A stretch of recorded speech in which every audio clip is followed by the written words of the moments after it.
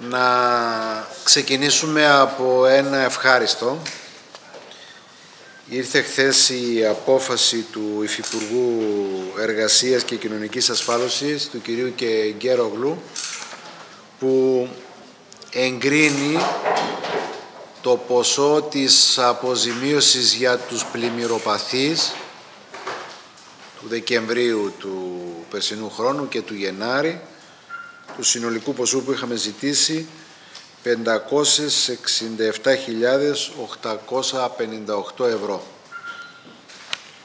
Είχαμε κάνει μια μεγάλη προσπάθεια σαν Δήμος και ευχαριστώ και τις επιτροπές που φροντίσανε έγκαιρα και σωστά να κάνουν την καταγραφή για να μπορούν να αποζημιωθούν οι πλημμυροπαθείς. Είναι για τις οικοσκευές. Ήταν μεγάλος ο όγκος δουλειάς και αν δείτε η απόφαση, επειδή έχει και άλλες περιοχές, εμείς παίρνουμε αυτά τα χρήματα και άλλες περιοχές παίρνουν πολύ πιο λίγα, γιατί προφανώς οι δικές μας ζημιές ήταν πολύ μεγαλύτερες. Και στον έλεγχο που είχε γίνει, γιατί έγινε και ένας έλεγχος δεύτερος από το Υπουργείο, οι αλλαγές που έγιναν ήταν πάρα πολύ μικρές, δηλαδή όλα τα στοιχεία που δώσαμε θεωρήθηκαν ακριβή. Και ξέρετε, δεν χαριστήκαμε και σε κανένα, ακριβώς στηρίσαμε την νομοθεσία, γιατί και πολλές αιτήσεις δεν έτυχαν της αποζημίωσης, διότι δεν είχαν τις προϋποθέσεις. Πάμε σε ένα δεύτερο αρνητικό.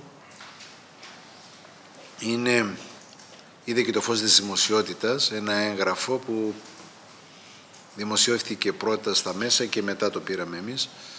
Είναι για την κατεδάφιση της καντίνας που είναι μπροστά από το καζίνο.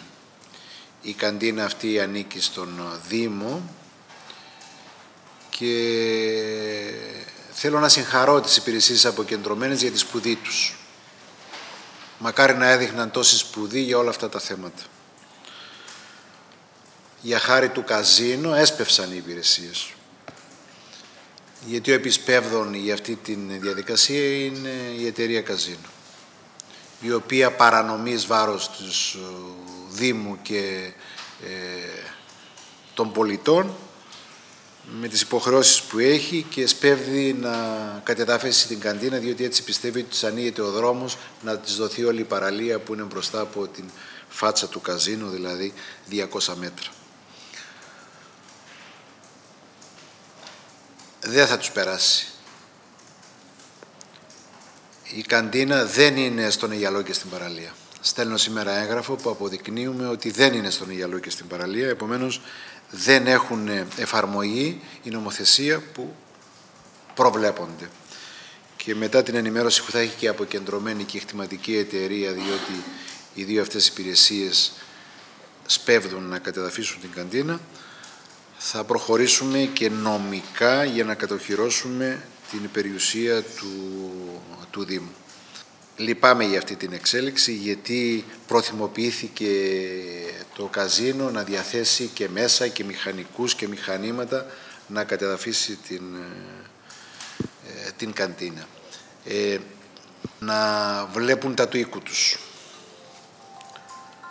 Να δουν την περίφραξη του καζίνο που είναι παραδοσιακό και είναι επεμένη και δεν την φτιάχνουν και απορούν όλος ο κόσμος και οι τουρίστες τι γίνεται, γιατί είναι χαλάσματα.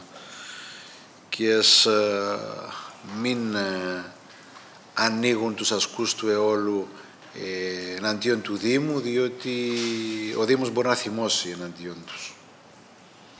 Ναι, έχω πει και άλλες φορές ότι τα πράγματα είναι οριακά ως προς την ίδρυυση και έχουμε όλο αυτό το διάστημα προβλήματα όπως υπήρχαν και παλιά σε πολλούς οικισμούς. Δηλαδή, οι περισσότεροι οικισμοί υδροδοτούνται από μία γεώτρηση ή δύο γεώτρησεις και αν υπάρχει ένα πρόβλημα σε μία γεώτρηση, καταλαβαίνετε ότι δημιουργείται πρόβλημα υδροδότησης, αφού δεν υπάρχει σύστημα σύνδεσης με το σύνολο του δικτύου μας, που αν βγει μια γεώτρηση εκτός, έχουμε άλλες 50 και δεν υπάρχει πρόβλημα, όπως γίνεται στη Ρόδο και στην Ιαλισσό. Εκεί είχαμε πρόβλημα τα απόγευμα, ήταν ηλεκτρολογικό το πρόβλημα τελικά, δεν είχε χαλάσει ευτυχώς η αντλία, αποκαταστάθηκε Σήμερα το πρωί πήγαν οι ηλεκτρολόγοι, έλεγξαν και αποκαταστάθηκε και υπάρχει επομένως το σύστημα που υπήρχε μέχρι τώρα, απλώς λόγω του ότι άδειασε όλο το σύστημα αφού δεν είχαμε νερό επί ώρες, ώσπου να γίνει η αποκατάσταση της κανονικής ροής υπάρχουν προβλήματα στα ψηλά σημεία του οικισμού. Ακόμα και τώρα υπάρχουν προβλήματα. Αν συνεχιστεί αυτό το πρόβλημα, την επόμενες μέρες θα δούμε μήπως μπορούμε να ενισχύσουμε το όλο σύστημα για την πυλώνα. Πάντως σπεύσαμε γρήγορα γιατί είδαμε ότι υπάρχει πρόβλημα και πρωί-πρωί αποκαταστήσαμε τη βλάβη. Όπως και σε άλλους οικισμούς έχουμε κάνει αντίστοιχες κινήσεις και δεν μένουν οι οικισμοί μας πολλές μέρες ή ώρες χωρίς νερό.